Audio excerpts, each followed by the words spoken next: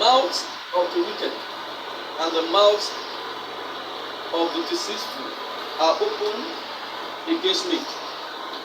They have spoken against me with a lying tongue. The mouth of the wicked and the mouth of the deceitful are open against me. They have spoken against me with a lying tongue. This morning I'm speaking lying tongue.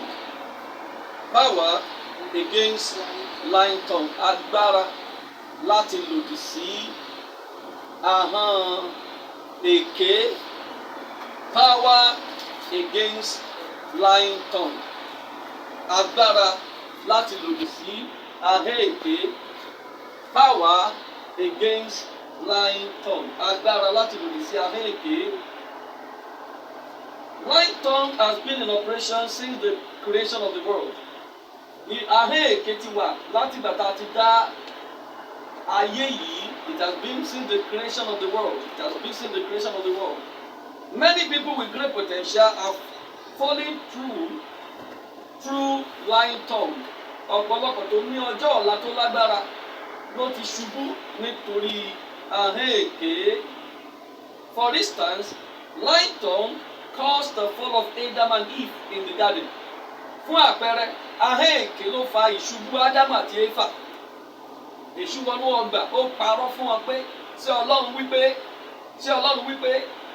wípé nípa àrékérekè ó gbé ènìyàn ṣubú. They fell because of lying tongue. Number 2, Samson fell as a result of lying tongue and also met his untimely death. Samsoni pẹ̀lú agbára àti àrùn tó ní ó ṣubú nípa ahọ́n èké. Bákan náà, àwọn ìránṣẹ́ Ọlọ́run márùnléní ọgọ́rin 85 priests of God, they fell through lying tongue. Ahọ́n èké ló rán wọn lọ sínú ibojì àìtọ́jọ́. Bákan náà, a rí wípé ahọ́n èké ó fa kí àyànmọ́ Ísáù kó dìdàkudà. The destiny of Esau became perverted through lying tongue. Gbàdúrà fẹ́ni kọ̀ọ̀kan, ahọ́n èké lórí ayé rẹ̀ yóò gbiná dànù. Amen. Join me as we look at the operations of lying tongue. Jẹ́ ká wo àwọn iṣẹ́ burúkú táwọn ahọ́n èké yìí máa ń ṣe. The operations of lying tongue. Kí ni iṣẹ́ burúkú tó máa ń ṣe? Number 1, for false accusation. For false accusation. Wọ́n máa ń fi ní sùn láì nídìí fún olùfisùn ènìyàn.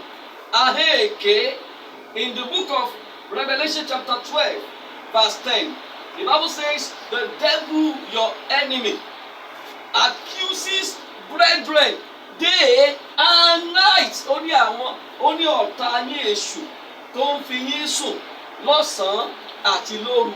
Shout hallelujah. Èṣù ọ̀tá yín tó ń fi yín sùn lọ́sàn-án àti lóru. For false accusation.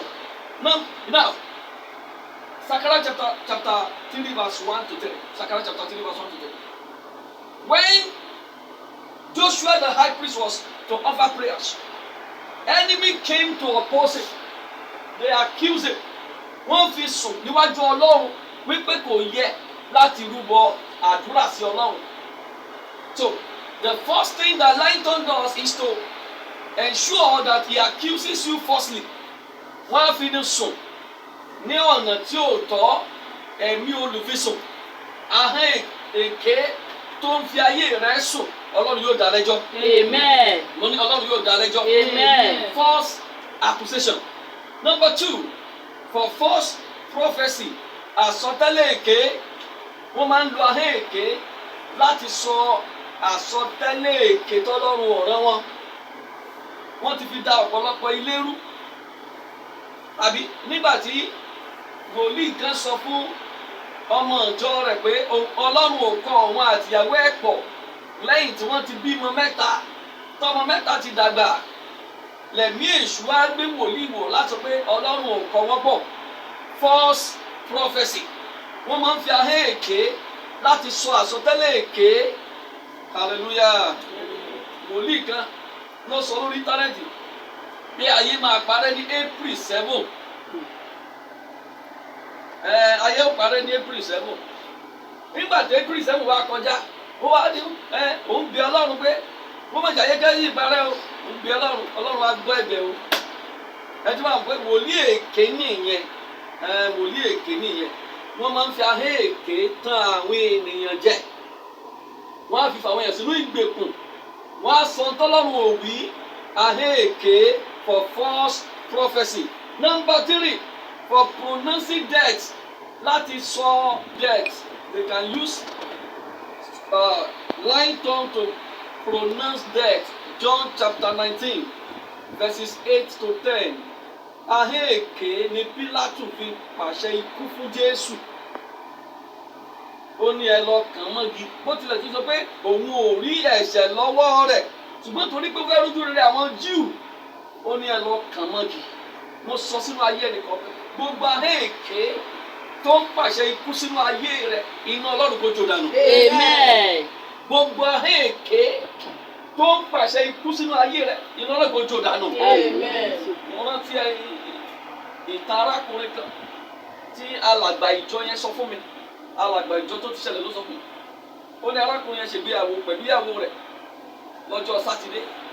The following Friday, wọ́n wá papọ̀ sí church fún ìṣòro. Láàárín ìṣòro ni wọ́n ti pe arákùnrin nínú àjọ òkùnkùn pẹ̀lú ahẹ́ èké tó sì dáhùn nínú church tó sì kú. Wọ́n gbàdúrà fún kò jí sáyé. Wọ́n gbé lọ sí mọ́ṣúárì. Èyí tó túmọ̀ pé wọ́n fi ahẹ́ èké rán lọ sínú ibojì àìtọ́jọ́. Ìgbéyàwó ọjọ́ 6, arákùnrin ìṣekíni ó pàdánù ẹ̀mí rẹ̀. Ahẹ́ èké tó ń pe orí rẹ̀ fún ibi, tó ń pe ẹlẹ́dàá rẹ̀ fún ibi, yóò jóná dànù lórúkọ Jésù. Amen. Number 4, for the manipulation of destinies. For the manipulation of destiny, they can use lying tongue to manipulate destiny. Wọ́n lè fi ahẹ́ èké yí àyànmọ́ àwọn ènìyàn padà sí búburú. Fún àpẹẹrẹ, arábìnrin ó jẹ́wọ́ lórí rédíò. Ó ní kí wọ́n gbà òun. Ọmọ ìyáálé ń ṣe dáadáa, owó jí sí lọ́wọ́. Ó dẹ̀ ń tọ́jú òun. Òun wá wò pé instead tọmọ ìyáálé fún ọmọ fún òun lówó, kó kúkú pààrọ̀ àyànmọ́ ọmọ ìyáálé fún ọmọ tòun torí rẹ̀ ò dáa. Kó wá jẹ́ pé ọmọ òun ló mọ̀ fún òun lówó, inú òun ó dùn. Ó bá lọ sọ́dọ̀ babaláwo pé kó mọ̀ pààrọ̀ àyànmọ́ ọmọ ìyáálé fún tòun. Wọ́n gba àsìkí àti owó tó ní, wọ́n gbé fọ́mọ òun. Babaláwo